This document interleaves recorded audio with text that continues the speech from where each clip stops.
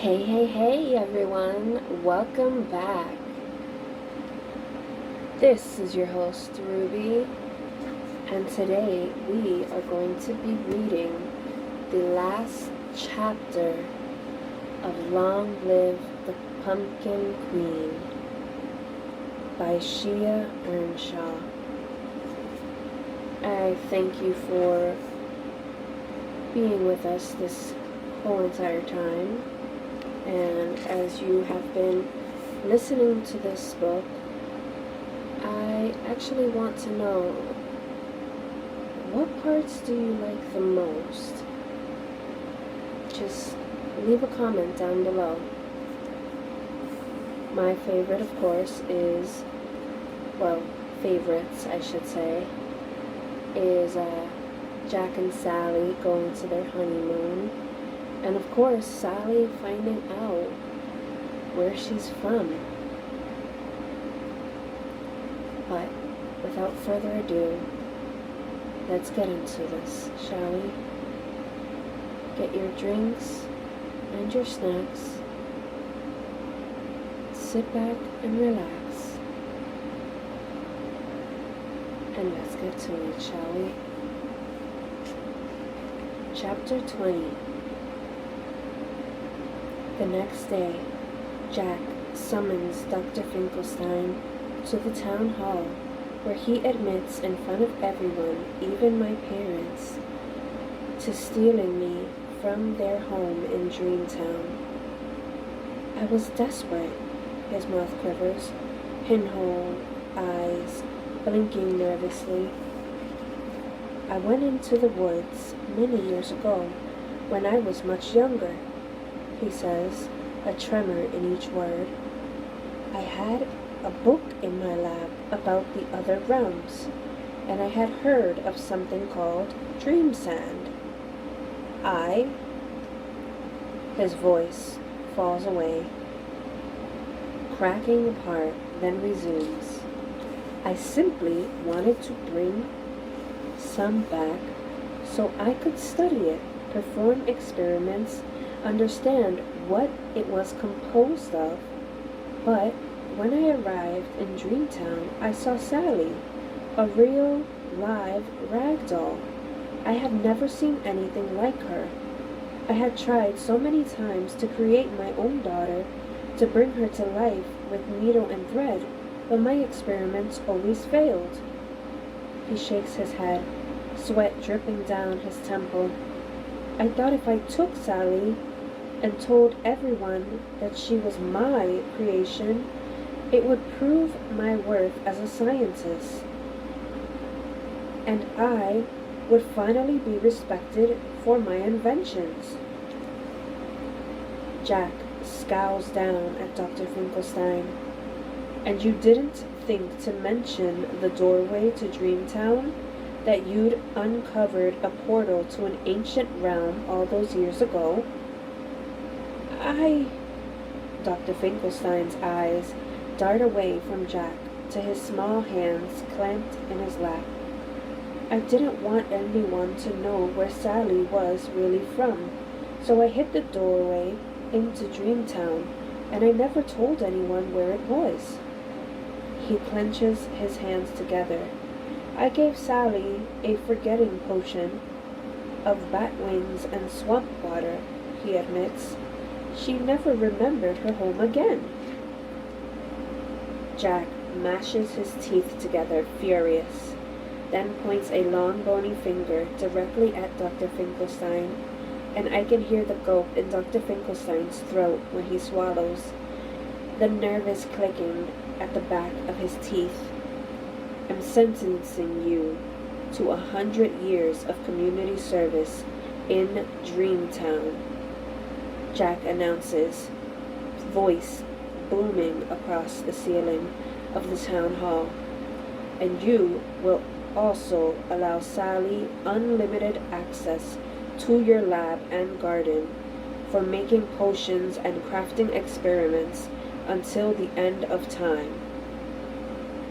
Dr. Finkelstein makes a sound like he's going to protest, but Jack sneers down at him. and he quickly snaps his mouth shut. Meekly, Dr. Finkelstein nods, maybe sensing that there is nothing he can say to change Jack's mind.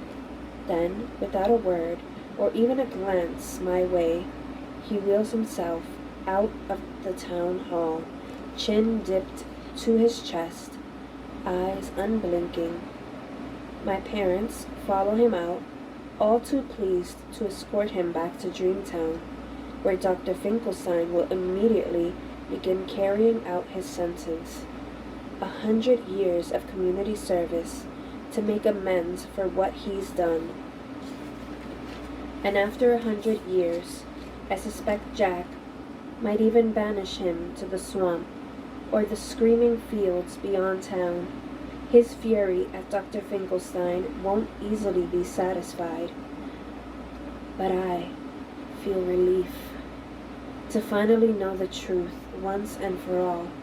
I was never Dr. Finkelstein's creation, never stitched and sewn in the dark of his lab.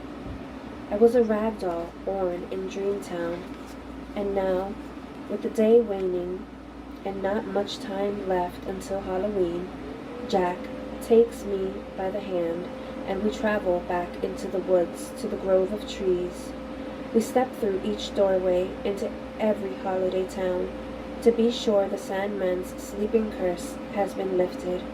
In St. Patrick's Town, we find the stubborn, sprightly residents all awake. The leprechaun I spoke to days before, still in search of his lost pot of gold. In the glen, rain clouds heavy in the distance, and rainbows gleaming over the treetops. In Valentine's Town, Queen Ruby is bustling through the streets, making sure the chocolatiers are busy crafting their confections of black velvet truffles and cherry macaroons, trying to make up for lost time, while her cupids still flock through town, wild and restless. The rabbits have resumed painting their pastel eggs in Easter Town. The townsfolk in 4th of July Town are testing new rainbow sparklers and fireworks that explode in the formation of a queen's crown in honor of the Pumpkin Queen, who saved them all from a life of dreamless sleep. In Thanksgiving Town, everyone is preparing for the feast in the coming season, and the elves in Christmas Town have resumed assembling presents and baking powdered sugar gingerbread cookies. And in Halloween Town, we have just enough time to finish preparations for the holiday. Cobwebs woven together, pumpkins carved, and black tar wax candles lit. On the night of All Hallows Eve party, I sew my own black gown using the Witch Sisters' chiffon fabric and a crown made of forged iron and dove feathers from Valentine's Town. I stand at the mirror, pressing down the silky fabric along my ribs, still feeling like myself, like a rag doll, who is also queen. Instinctively, I tug at the thread on my wrist, but beneath the seam, I feel the softness of cotton, not the crunch of dead leaves. When I was born, my insides were filled with air-puffed cotton, Dreamtown cotton. But when Dr. Finkelstein kidnapped me, he replaced the cotton with dead leaves. He wanted no reminder of where I was really from. But now, I have filled myself with both cotton and dead leaves, because although I am the queen of Halloween Town, I am also a daughter of Dreamtown, made of nightmares and dreams, a little of both. I turn in a circle, inspecting every last stitch and thread before going to meet Jack, waiting downstairs, and I know I don't look like the Witch Sisters' vision of a queen, or as fussed over as Queen Ruby, or as regal as Queen Elizabeth II from the human world. because I am not like the queen of any other realm or country. I am Sally Skellington, Pumpkin Queen. Epilogue. Jack and I wander through the woods hand in hand. As we near the hinterlands, I think of how spooky and peculiar this place once felt, how hesitant I was the first time, but now it feels as familiar as anywhere else within Halloween Town. Now it is a passageway, a place that contains a doorway to my homeland. My parents replanted their grove of trees in Dreamtown, using saplings from the trees they cut down.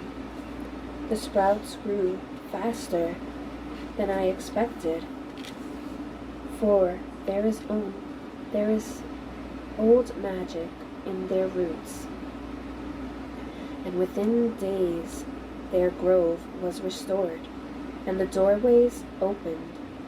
Now our two worlds pass freely back and forth, and we just had our first all-realms gathering, where the rulers of each world assembled in Halloween Town to discuss all manner of things affecting the holidays, like leap year and weather charts, the climate change that impacts our ability to visit the human world. The realms now work together instead of separately.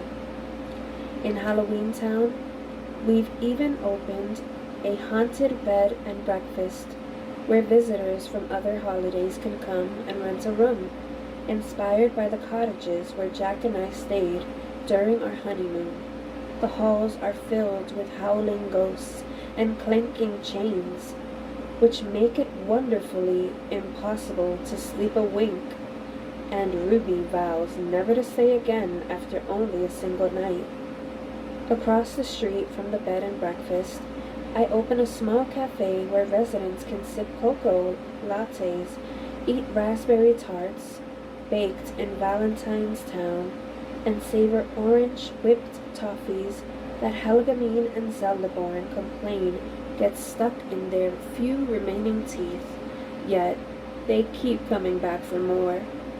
Wolfman and Behemoth sit together every afternoon, sharing a pot of black rose tea, delicately holding their cups between clawed and two large fingertips, nibbling on coconut macaroons. I even sell my sleeping tonic at the cafe in a much milder dose than what I brewed for the Sandman, who still stops by for a refill now and then in scents of lavender and chamomile herbs harvested from Dreamtown. Queen Ruby visits our town often, and we watch the sunset from a tiny cafe table, two queens sipping tea and eating moonlight caramels. On Valentine's Day, her cupids flutter through Halloween Town, spearing their arrows into unsuspected residents.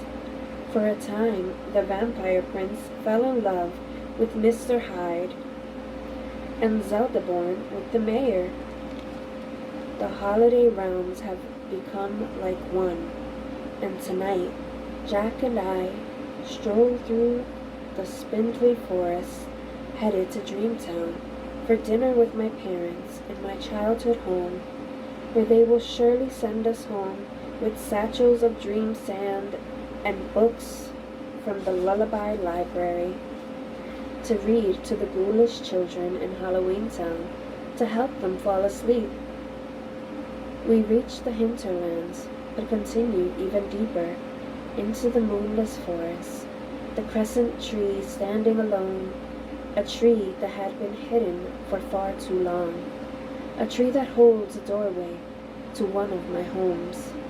But when Jack reaches for the door, Zero begins nosing at the thicket of vines beyond the lone tree, pulling away the bracken and moss, just as he did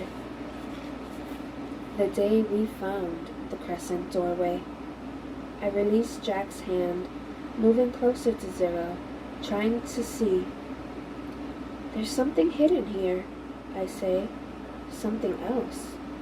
Together, Jack and I begin untangling the thicket, pulling away long dead vines and thorny shrubs, and at last we stand back, realizing what we've uncovered. There was never simply a single tree that led to one ancient realm.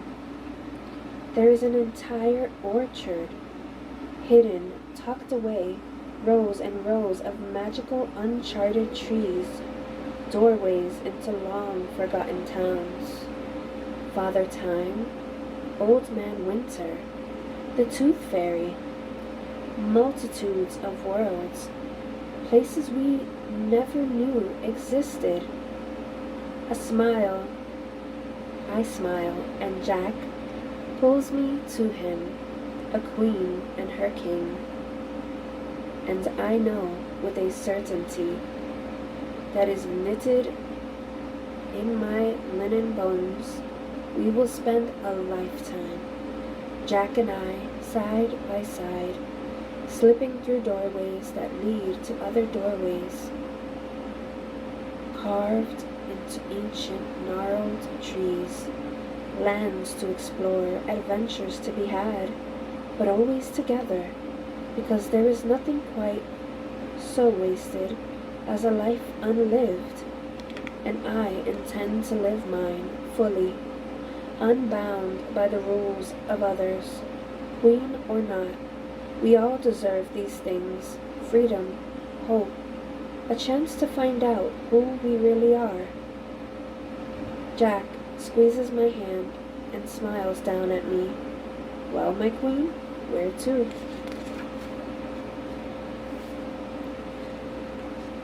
And that, my dear, dear friends, is the end of Long Live the Pumpkin Queen. I will look and see if there's more that Shea Earnshaw wrote, and if there is, I will definitely get some, and we will continue to read. But if not, we will go to another book, my dear friends. And with that, I thank you for tuning in. And please hit that like button and comment down below. As always, this is your host Ruby, and I am signing off.